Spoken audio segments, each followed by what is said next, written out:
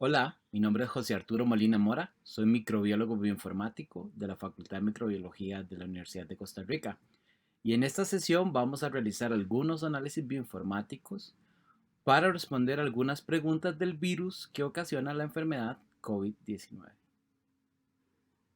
De los tópicos que abarcaremos, hablaremos de la variabilidad del virus, del coronavirus del COVID-19, del SARS y de SARS-like, que es uno de murciélagos.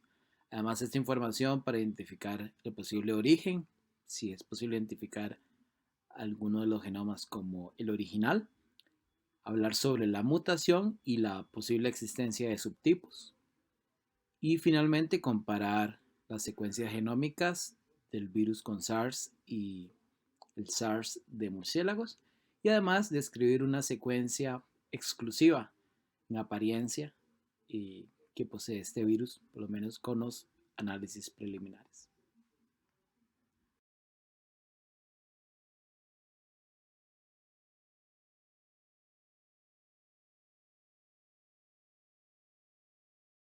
Bueno, antes de iniciar podemos ver esta representación de la situación mundial de los diferentes aislamientos en el cual se identifican varios grupos, aquí mostrados con colores, y por supuesto en el que tenemos información de la evolución de los genomas y la distribución, por supuesto, dependiente no solamente de la ubicación geográfica, eh, sino, por supuesto, del, del tiempo y los diferentes perfiles que se crean en ciertas zonas en particular, como se evidencia acá. Entonces vamos a proceder a hacer algunos análisis con genomas. Bueno, por supuesto, para trabajar esto necesitamos irnos a la línea de comandos y vamos a ir viendo los diferentes módulos que ya tengo aquí desglosados. La primera parte es justamente la descarga de los datos y la información general desde el NCBI. Y entonces uno descarga la información y tenemos aquí todos los datos que incluyen los coronavirus, incluyendo el SARS-2, ¿verdad? El COVID, pero también otros virus, no solamente humanos, sino por ejemplo aquí vemos algunos bovinos, otros tipos de coronavirus de humanos como el MERS o el SARS. Y también tenemos, por ejemplo, por acá el SARS-like, que es de murciélagos, ¿verdad? Y demás, hay una infinidad de genomas. Y hacemos un proceso de selección en el cual seleccionamos los coronavirus de el COVID, o inclusive vamos nosotros a hacer una selección inicial de los SARS de murciélagos y del SARS de humanos como tal. Y es, digamos, la primera parte. En una segunda parte tenemos la variabilidad de esos genomas. Entonces nosotros podemos eh, hacer unos análisis en los cuales vamos a ver qué tan diferentes son los genomas que están en esas bases de datos. En esta primera parte, lo que estoy haciendo es, estoy hablando de los coronavirus del COVID y lo que tenemos es un total, voy acá, tenemos un total de 335 genomas disponibles, por lo menos en la descarga que se realizó de esa base de datos. Y estamos aquí procesando la información en donde se van a comparar utilizando un 70% de punto de corte para efectos de la generación de los agrupamientos. Eso significa que si hay regiones en donde no hay una coincidencia, por lo menos un 70%, se va a considerar que es una región no, que no existe justamente en los otros. Vemos, por ejemplo, aquí algunos casos en los que tenemos cerca de 30.000, casi 30.000 pares de bases con una identidad ahí variable. Voy a cambiar aquí a more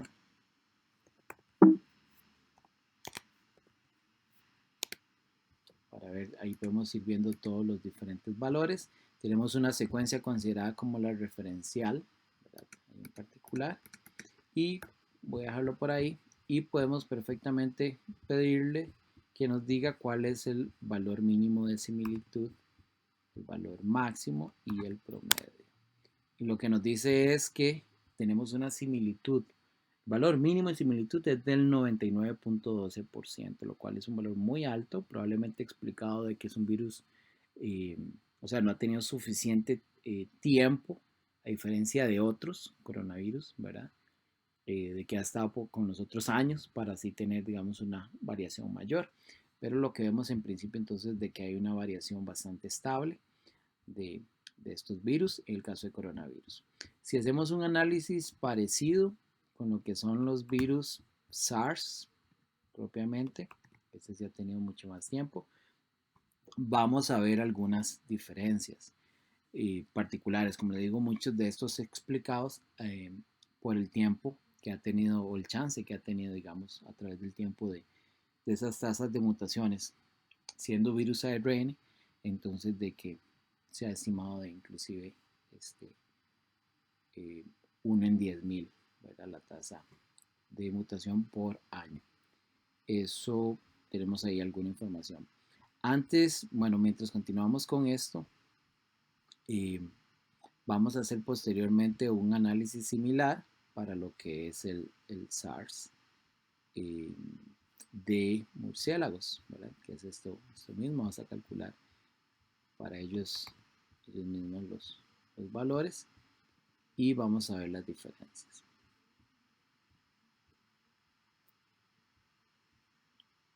Aquí ya está. Entonces tenemos que el valor mínimo para el caso del SARS, voy a volverme acá un poco, en el caso del SARS teníamos 540 secuencias con una identidad mínima, perdón, similitud mínima de 73%, ¿verdad? Ahí está un poco más ampliado y un promedio de 92% de identidad. Estamos ahora corriendo para los virus SARS, pero de murciélagos. Y ¿qué es lo que tenemos acá? En la base de datos tenemos 178 genomas de estos virus de murciélagos. Vamos a calcular ahora el valor mínimo. El valor mínimo es del 70.26% con un promedio del 90%. Nuevamente han tenido más chance para esta tasa de mutación. ¿Okay? Tenemos esto. Entonces, esto lo que inicialmente nos indica es que hay una variabilidad muy baja del virus del COVID-19, no así, o digamos muy contrastante con la del SARS y del SARS de murciélagos, como podría esperarse por los tiempos. Una observación particular que podríamos hacer es qué tan diferentes son los coronavirus de los iniciales, ¿verdad? Esto pensando en que si hay un origen común, ¿verdad? Vamos a ver qué podemos obtener a partir de eso. Esta idea de un virus común, perdón, de un origen común, entonces lo vamos a hacer buscando las cepas del mes de diciembre, aislamientos, perdón, del mes de diciembre y hacer un análisis parecido de cuál es la similitud. ¿Okay? Entonces vamos a hacer algo parecido. Sería correr rápido. Son 11 genomas lo que estamos evaluando en este caso en el mes de diciembre. Y nos da que es una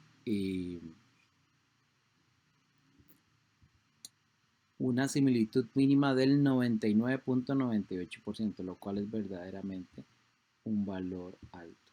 Si nosotros calculamos esto, entonces sería un 0.0002%, unidades, no ya porcentaje no, sino 0.02%, entonces en absoluto sería así, por las 30.000, casi 30.000 pares de bases. Entonces significa que estaríamos pensando es que hay cerca de 6 SNPs o cambios puntuales, ¿verdad? Mutaciones en ese genoma, en esos genomas, ¿verdad? Del mes de diciembre. Es lo que estaríamos observando.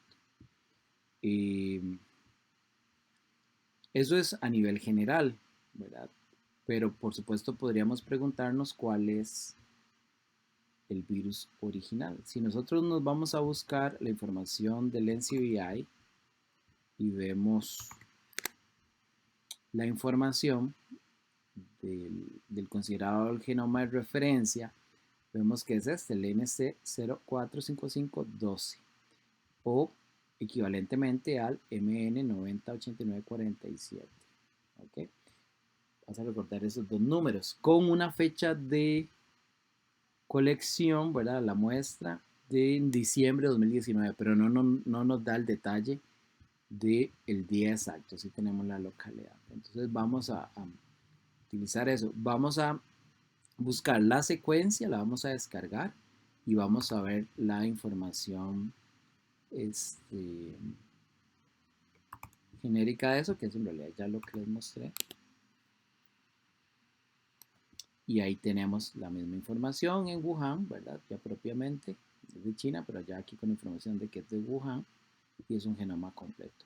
Wuhan Hubei 1. ¿Ok? Entonces vamos a colectar ahora la información de todos los datos, nuevamente, ya esto lo teníamos, del mes de diciembre, pero ahora vamos a ir a observar no solamente los valores de similitud, sino ya propiamente la identidad de los elementos. Vean aquí, pues está el genoma de referencia, siendo el referencial para los análisis, donde tenemos los diferentes porcentajes. Entonces, una de las opciones, ¿verdad? Como no tenemos información de la fecha, ¿verdad? Nada más dice diciembre 2019 y de los otros de repente sí tenemos información, vamos a hacer un análisis en el que vamos a descartar esta secuencia, descartamos los que tienen 100% de identidad, que eso lo vamos a hacer con este comando, ¿verdad? Este nos va a eliminar esos registros y vamos a volver a hacer el análisis para ver qué obtenemos. Por supuesto, nos va a generar un nuevo elemento referencial, ¿verdad? Y no va a estar incluido acá. Pero vamos a ver, aquí nos tira este resultado que es el MT019529. Vamos a ir a buscar la información de este genoma, ¿verdad? Y vamos a buscar la información del genoma, este que está aquí, el 529, lo vamos a descargar por acá, que es con este. Y ese que estoy descargando es el GenBank, el archivo GenBank del genoma de referencia, que es el que termina en 947, que es este que teníamos antes. Vamos a ver qué se me hizo. Este, 947, que es el mismo otro código, pero del considerado de referencia de acuerdo a NCBI. Vamos a descargar y resulta, olvidaba también mencionar, de que cuando nosotros hacemos esta evaluación, vemos que hay versiones de este genoma.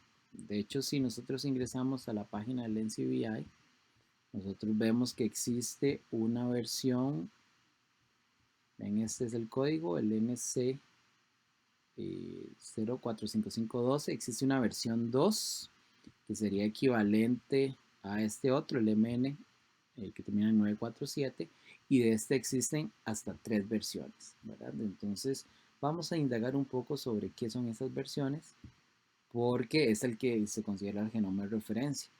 Entonces podríamos evaluar y ver qué sucede. Voy a dejar eso por acá, voy a buscarlos. Está haciendo, digamos, la comparación, está haciendo un análisis de similitud entre las diferentes secuencias y la idea es, vamos ahora a ver, bueno, ahí estamos preparando los archivos, vamos a hacer la similitud y veamos que tenemos las 3 versiones de ese genoma, que es el genoma de referencia, y si vemos los tamaños, lo que vemos es una reducción, o sea que cada versión en apariencia, bueno, una reducción en ese primer caso, en apariencia de esas versiones lo que han tenido es un cambio también, no solamente tal vez en la identidad de secuencia, sino también en la longitud, comparado con respecto a este otro, ¿verdad? Que es el genoma que obtuvimos como referencial cuando habíamos eliminado el genoma de referencia dado por el NCBI. Y vamos a ver si podemos discernir la diferencia entre ellos dos como alguno como el referencial, perdón, como el primer elemento. Y, sin embargo, digamos a este punto, como lo que tenemos acá, no podríamos, la única opción para decidir sería ver las fechas, ¿verdad? Entonces vamos a repetir la información. Vamos a ver, por acá lo tengo.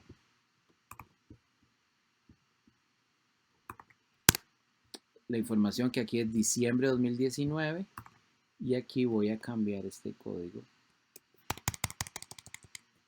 Voy a cambiarlo por este que tenemos por acá a fin de tener la fecha. Entonces, aquí en este punto nosotros podríamos decir quién es el original. Como no tenemos información si este fue recolectado antes o después del 23 de diciembre, entonces podríamos decir que cualquiera de los dos podría funcionar como como genoma 1, ¿verdad? Va a depender completamente de esto y además considerar de que este ha tenido 3 versiones, ¿verdad? Entonces por ahí es discutible. Eso lo teníamos por ahí. Luego, ya que tenemos esa idea de que entonces tenemos evidencia de que existe un origen común con una variación menor al esperable de 6 nucleótidos durante el mes de diciembre, ¿verdad? Fue lo que vimos. Luego cuando hicimos la comparación de los elementos que parecían referenciales, vimos hay 2 posibles genomas. Vamos a ver ahora qué pasa con las variaciones ya de todos los genomas, qué tanto varían esos genomas. Entonces para eso vamos a hacer un análisis en el que vamos a tener todos los alineamientos de todos los genomas y luego de eso vamos a detectar los genotipos, es lo que vamos a detectar vamos a hacer en todos estos pasos. Vamos a ver si las variantes que se pueden identificar en cada caso, si son consistentes a lo largo de varios genomas, ¿verdad? Entonces vamos a proceder con esto. Ahí está realizando los análisis.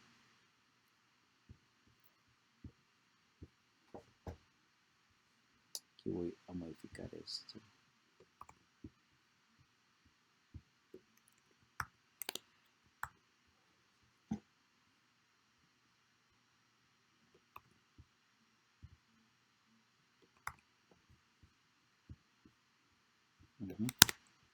Aquí lo tenemos. Entonces voy a pedirle un cat sf y vemos ahí la información de las variantes. Esto también lo voy a incluir por acá. Tenemos la información de las variantes. Y más que ver cuáles son las variantes, por ejemplo aquí que dice que en la posición 241 tenemos una T en lugar de una C, o una T en lugar de una C, ¿verdad? Para todos estos y demás. Y nosotros podemos ya ir a explorar y determinar si esas variantes están ligadas, ¿verdad? Haciendo un estudio o una observación que podemos ver aquí. SF. Nosotros podríamos empezar a estudiar todas esas variantes por distribución y darnos cuenta de que estas dos variables en particular, hay dos variables en particular que parecen estar asociadas. Y esa observación ya les comento. Y la vamos a hacer no solamente viendo los resultados particulares,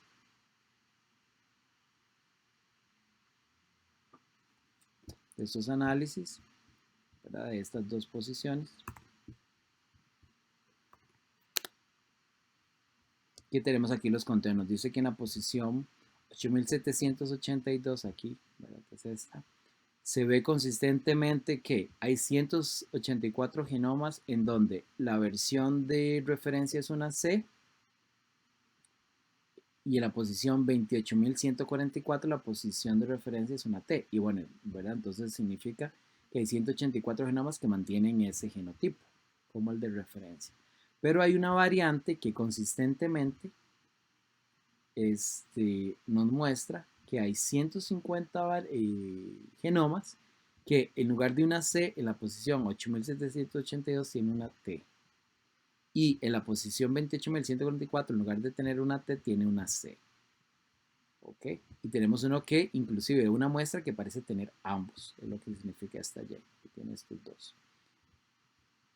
Entonces, esto lo que nos estaría dando indicios es que probablemente estamos ante un caso en los cuales de forma sistemática hay dos variantes y que se han creado como linajes o dos variedades, ¿verdad? Del virus, lo que soporta la idea de que sea un virus o que hay dos tipos. De hecho, cuando uno revisa la bibliografía, se encuentra que puede asociarse, vamos a ver si es por acá que lo tengo, eh, ya se me perdió, aquí, en vemos que tenemos dos variedades que ya les voy a mostrar y que podrían tener inclusive diferencias no solamente a nivel de esto, de evolutivo, sino en agresividad, ¿verdad? Ya lo vamos a discutir. ¿Qué tan distribuidos están estos elementos? Bueno, si nosotros nos vamos a ver la lista de todos los elementos, bueno, es esto mismo. Si nos vamos a ver la lista de estos elementos, vemos que hay una asociación.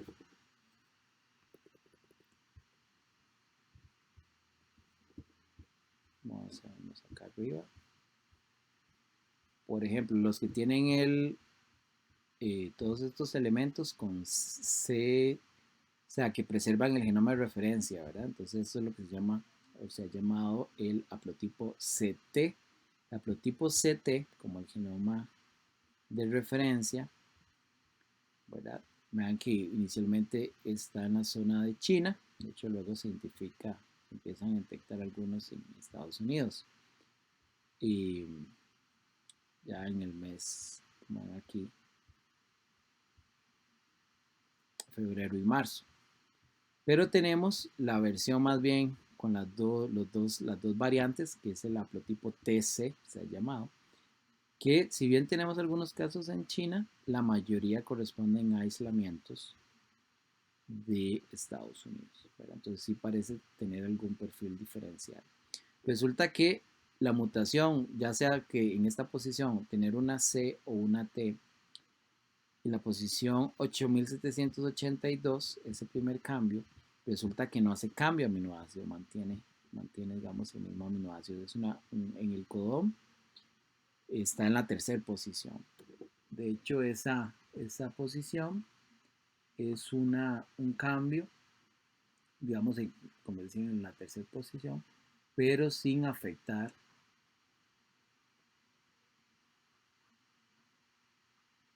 y que lleva entonces a que verdaderamente no sea de tanto a nivel de aminoácido, de tanto valor. Pero la posición,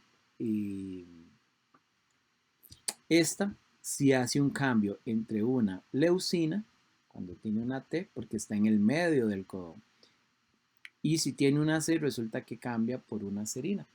En ese caso es que se ha denominado entonces el haplotipo, que es como el ancestral, CT, el que corresponde a una variedad denominada L de leucina, mientras que el TC sería para serina. Por supuesto, el determinante del cambio de aminoácido lo refiere más bien a la mutación 28.142 con estos cambios, pero consistentemente la mutación está presente, o sea, las dos mutaciones están presentes, pero una es significativa a nivel de cambio de aminoácido, lo que quiero decir. Vamos a ver aquí. Entonces vamos a proseguir. Y es esto, ¿verdad? Entonces que hay dos haplotipos. Esta información, como les mencionaba, viene soportada por esta idea, ¿verdad? De que hay una distribución particular de esos tipo L y tipo S, con esas variantes, y que parecen estar asociadas con alguna agresividad, inclusive cómo se propaga ese virus y con posibles implicaciones a nivel del manejo clínico. Eso es una parte por ahí importante. Vamos a proseguir con la comparación. Ahora, ¿qué pasa si nosotros hacemos una comparación de todos los del genoma de esta bacteria, de este virus, con el genoma de este virus, con el virus del SARS o del SARS de murciélagos? Entonces vamos a ejecutar todo este comando, que lo que nos va a hacer es una serie de alineamientos, ¿verdad? Y bueno, aquí voy a enfocarme en esta parte. El alineamiento global, cuando ya hemos ejecutado eso, resulta que si hacemos el alineamiento global de la secuencia que tenemos acá, la secuencia del coronavirus con el SARS, resulta que tenemos una identidad del 78%.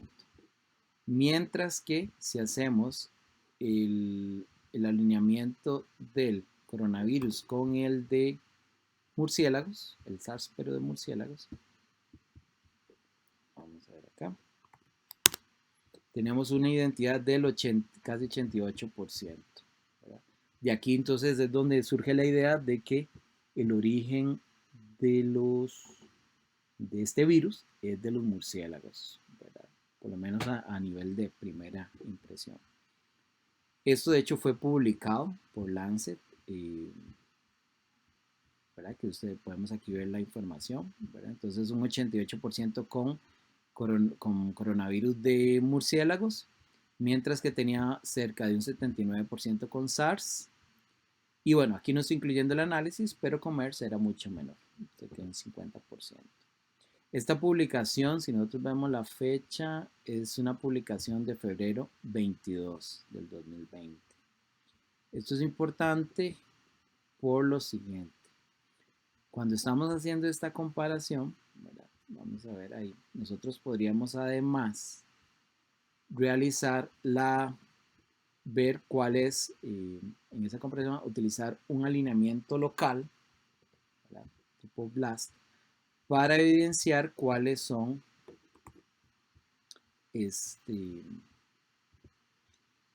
ya propiamente las regiones que coinciden entre sí.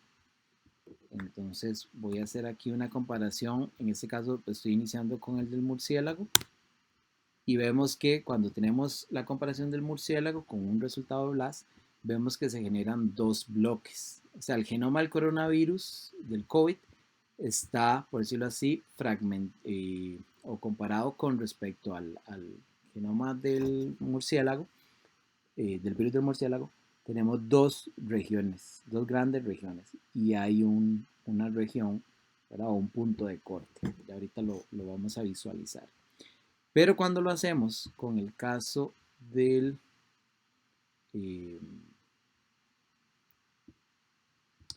coronavirus del SARS humano, ¿verdad? Tenemos por acá, lo que tenemos son cuatro regiones, ¿verdad? Esto resulta que nosotros, si lo visualizamos en IGB,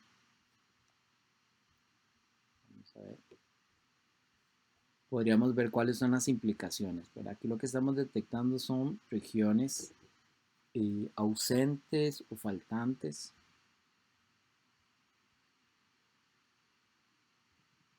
Vamos a ver. Ausentes o faltantes. Y para eso entonces nosotros lo que vamos a hacer es con estos resultados de esas regiones vamos a crear unos archivos BED de regiones genómicas que nos dicen, vea, estas son las regiones que están cubiertas por el virus del SARS de murciélagos, el SARS humano y cuáles son las regiones perdidas, entre comillas, ¿verdad? Las regiones que digamos no sabríamos de dónde vienen.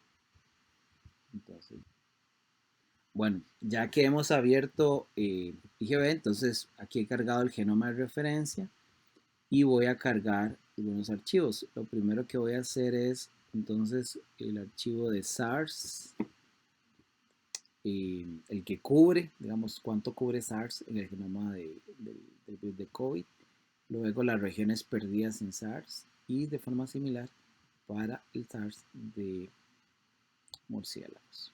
Entonces aquí lo que tenemos es el genoma del coronavirus del COVID, ¿verdad? Todo es toda la región, casi 30.000 pares de bases.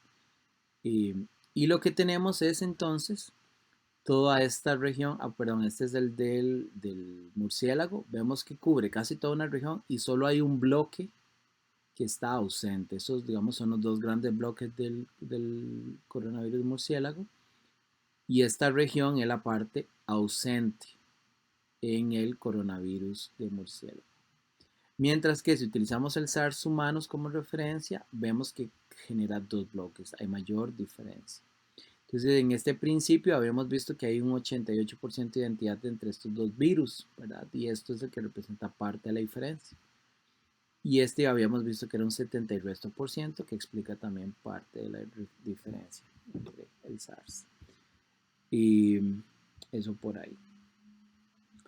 Y podríamos hacer otros tipos de alineamientos, ¿verdad? En semiglobal, por ejemplo, en el que nosotros podemos visualizar. Voy a mostrarlo aquí para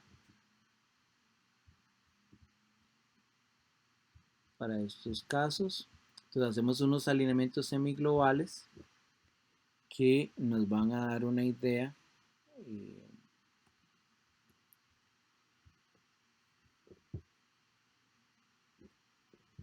Vamos a ver por ahí. Entonces este es el del SARS, que va a colocarlo por acá. Y este es del SARS, pero en murciélago. Entonces todas estas regiones son regiones variables, como vemos son regiones con mucha variabilidad. Y entonces una pregunta normal es esta, digamos, suponiendo que este es el más cercano, la pregunta normal es, entonces, esta región que no está en el coronavirus del murciélago, el SARS-like, ¿de dónde viene? Entonces nosotros podemos hacer un análisis en el que vamos a, de esa región que está perdida, vamos a calcular, vamos a seleccionar primero cuál es la región, ¿verdad? Partiendo del archivo.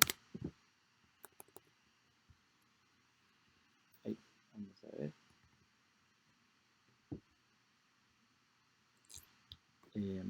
Aquí me faltó.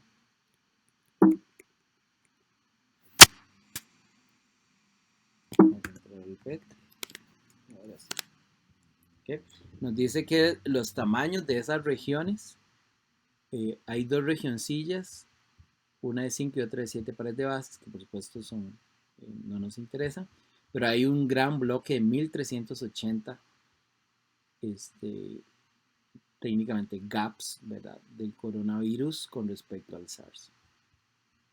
Entonces, con esta información vamos a proceder a extraer la secuencia que corresponde ahí, generando este archivo FASTA, y vamos a blastear. Por supuesto, si nosotros hacemos un blast de esas regiones, bueno, perdón, ahí estamos haciendo la base de datos. Si yo hago un blast de esa región con los mismos virus que teníamos, el SARS, no nos debería dar registros. Vamos a ver cómo nos va. Dicen, no hay registros cuando usted hace un blast de esa región perdida, del missing, contra los SARS de murciélago y tampoco cuando lo hace con el SARS humanos, ¿verdad? Eso que tenemos aquí. Esa es la información. Si nosotros inclusive hacemos esto, pero un blast más tolerable, más tolerante, digamos, porque aquí tenemos un 70% de identidad. Si lo hacemos con un blast que tolera un poquito más, que es una versión de Blast N en lugar de Mega Blast, y vemos que la identidad, ya sin el punto de corte, es de cerca de un 67%, ¿verdad? Que nos explica por qué no nos identificaba. Como está presente en todas estas variantes, pareciera que es una región variable, ¿verdad? De alta variabilidad. Y entonces vamos a hacer ahora un blast remoto. Entonces vamos a hacer un blast, ¿verdad? Yo ya lo he corrido. Y ese blast remoto lo que nos va a hacer es ir a buscar, no en la base de datos que nosotros tenemos aquí descargada, sino en la base de datos en general de Blast, ¿verdad? Y entonces vamos a ver esos resultados. Y una cosa importante, por supuesto, nos van a salir los resultados, todos estos códigos, todos esos resultados de 100% identidad son los resultados, ¿verdad? O alguna variación, son los resultados de coronavirus COVID ya depositados en la base de datos, entonces hay que descartarlos. Entonces, para descartarlos, ¿verdad? Vamos a hacer esta función de descarte y ahí nos van a quedar algunos elementos. Esos elementos, los que tienen un porcentaje relativamente bajo, no nos interesan. Inclusive nos interesa es este que tiene valores altísimos de cobertura y de identidad, ¿verdad? Y lo que pasa es que si vamos a ir a buscar la información de este elemento, ¿verdad? Si buscamos la información de este elemento, resulta que es perdón, tengo que salir. Es un elemento que es un coronavirus 2, es decir, y de hecho depositado el 6 de abril. Entonces significa que no, o sea, no es más que otro coronavirus del COVID, ¿verdad? Que le pusieron probablemente el código de alguna forma incorrecta o alguna confusión, pero sigue siendo. Entonces vamos a ir a ver quién es el segundo elemento, que era este, un 92%, a ver si podríamos identificarlo de algún lugar. Lo interesante de esto es que cuando identificamos a este elemento, vemos que fue ingresado el 24 de marzo, esta secuencia disponible el 24 de marzo, es un coronavirus de murciélago, pero no es un SARS, por eso no lo habíamos identificado antes, no es un SARS.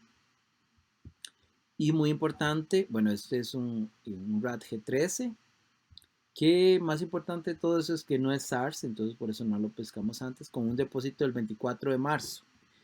Estando depositado el 24 de marzo, de hecho cuando uno busca la descripción se lee que es un aislamiento en realidad del año 2013, pero depositado en la base de datos hasta 2020. ¿Okay? Entonces, ese aislamiento resulta que, vamos a irnos acá, no estaba disponible cuando hicieron este análisis. Pero cuando ya fue depositado en otro estudio, en este, ya por supuesto nos aparece, ¿verdad? Ya nos aparece, digamos, esta secuencia relacionando el coronavirus de Wuhan con una relación más cercana y con una identidad que vamos a ver de cuánto es. Que todavía no lo tenemos. Vamos a ir a calcular, a ver la identidad de este.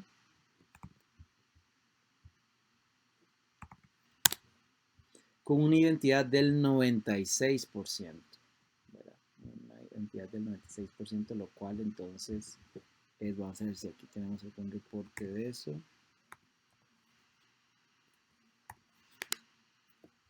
Aquí está. Entonces 96% para este y el pangolin del 90%, ¿verdad? Entonces ahí tenemos esa información. Y esto soporta, digamos, la idea de que este aislamiento, o sea, ya tenemos una secuencia con este nivel de similitud y por supuesto entonces parece no estar asociado a esa idea que se estaba dando de que si era un virus creado en el laboratorio, ¿verdad? Que es básicamente este resultado, ¿verdad? Por ahí, bueno, eso es de una nota, pero básicamente hace referencia a este resultado, que es un virus de murciélago del 96%. Entonces ahí teníamos este resultado muy interesante. Y ahora, ¿verdad? Vemos como la importancia de las bases de datos en el que resaltamos la no existencia de un registro cuando se publicó el primer análisis en donde estaba el SARS y que era el SARS, aquí hablando de un 88% de identidad con el SARS de murciélago y un 79% con el SARS humano. Además, habíamos ya antes visto que había una identidad altísima del 99.98% de esos genomas iniciales. Y entonces tenemos una identidad del 96%. Y si nosotros hacemos nuevamente el alineamiento y vamos a verlo en el BET, ¿verdad? Para ver cómo está esa cobertura, entonces nosotros podemos nuevamente, vamos a irnos al BET. Aquí está. Vamos a ver, es esto. Podemos ver aquí la cobertura sobre todo el genoma. Por supuesto, el 4% de diferencia va repartido en los diferentes ya diferencias. Podrían haber algunos acumulados, por supuesto. Pero digamos que en general podríamos ver ahora ya una región particular en donde esta no era cubierta por esos dos virus, pero ahora sí, ¿verdad? Por este genoma. Entonces, básicamente esa es la idea global. Bueno, a modo de conclusiones, entonces tenemos los siguientes resultados. Primero, que la variabilidad de los virus eh, asociados al COVID-19 tienen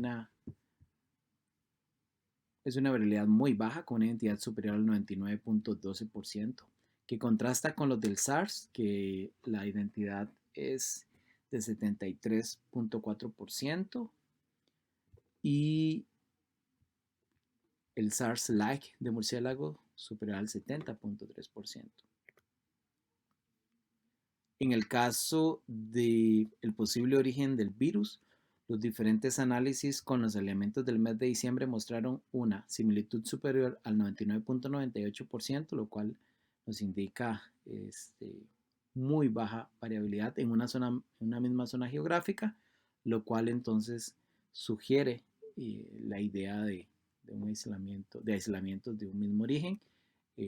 Y que cuando hacemos el estudio de cuáles son las posibles secuencias, por lo menos a nivel de bases de datos, de esos primeros o ese primer virus, no pudimos discernir entre estos dos, principalmente porque aunque el NC045512, es considerado como el genoma de referencia, y si existen tres versiones de ese genoma, ha tenido cambios importantes, por lo menos a nivel de longitud de algunas bases, y no viene reportada la fecha en el mes de diciembre, lo cual podría contrastar con este. ¿Verdad? Entonces, cualquiera de los dos se podría considerar a nivel de bases de datos el virus original. Y los cambios que han tenido en el mes de diciembre se reportó hasta 0.02%, lo que equivale a 6 nucleótidos, y que las variaciones que se han generado después ha generado hasta la identificación, ¿verdad? Por la aparición sistemática de variantes, la generación de dos tipos. Esos dos tipos asociados a una versión dada por la versión de referencia, el haplotipo CT, en dos posiciones particulares del genoma, que en el caso particular de la primer variante, aunque sí existe la variante el cambio de una C por una T, este no genera cambio de aminoácidos. Sin embargo, la segunda variante, que está en la posición 28.144 del genoma de referencia, y el cambio de una T por una C sí hacía el cambio de leucina a serina, lo cual entonces se ha denominado el haplotipo CT para la versión L de leucina y el tipo S para el haplotipo TC, y que sistemáticamente parece inclusive estar asociado a zonas geográficas. Y respecto a la similitud de las secuencias del coronavirus COVID-19 con SARS y el SARS-like de murciélagos, se detectó respectivamente un 78 y 88% de identidad, tal cual se menciona en las publicaciones.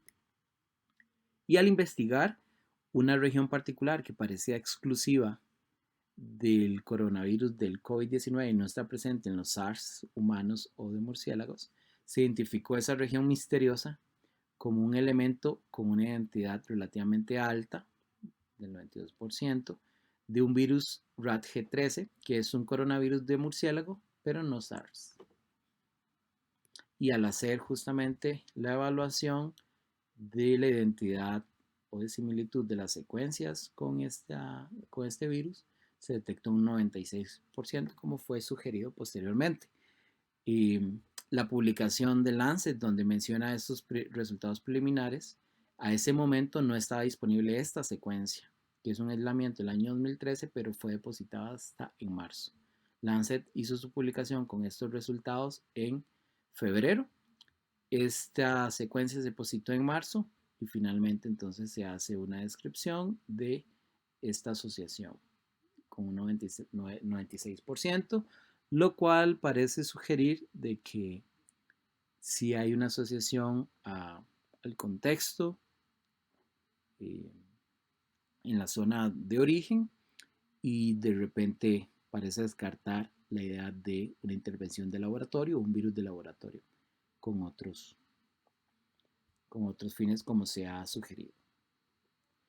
Entonces, pues básicamente esa es la sesión que teníamos para hoy, una serie de resultados que nos permiten contrastar diferentes publicaciones y que por supuesto este pipeline bioinformático, un procedimiento operativo estándar finalizado y disponible para seguir trabajando próximamente, ojalá, con los genomas que se secuencien en Costa Rica.